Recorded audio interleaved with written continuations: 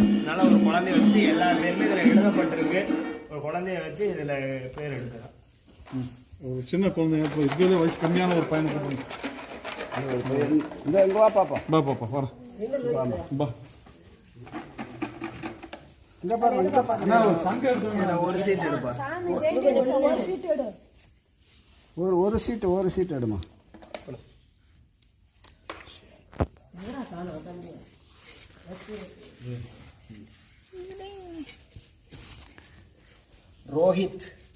ரோஹித் யாரு? யாரு?